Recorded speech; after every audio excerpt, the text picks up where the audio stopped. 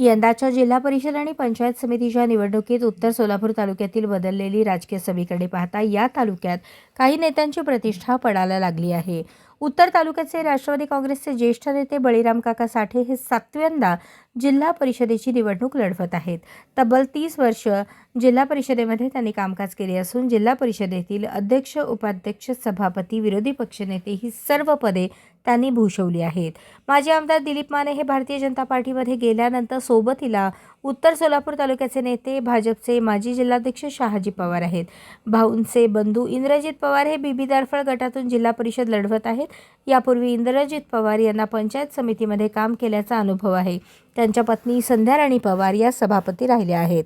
इंद्रजित पवार यांच्या सोबतीला माजी आमदार दिलीप माने, माजी आमदार यशवंत माने, बाजार समिती संचालक अविनाश मार्तंडे असल्याने त्यांचे पारडे जड मानले जात आहे.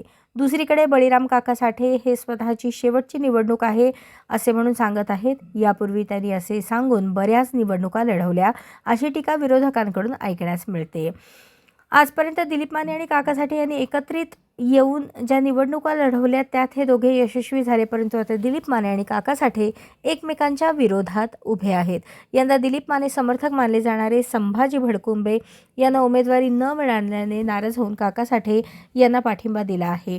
त्यांना कितपत फायदा त्यांचा काका साठे यांना होतोय हे सुद्धा निवडणुकीचा निकाल सांगणार आहे.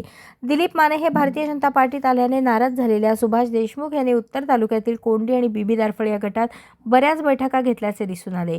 काका साठे यांच्या वतीने बऱ्याच वेळा त्यांनी भेटी घेतल्या आहेत. त्यामुळे सुभाष बापू यांचेही या मतदारसंघात बारीक लक्ष असल्याचे पाहायला मिळते.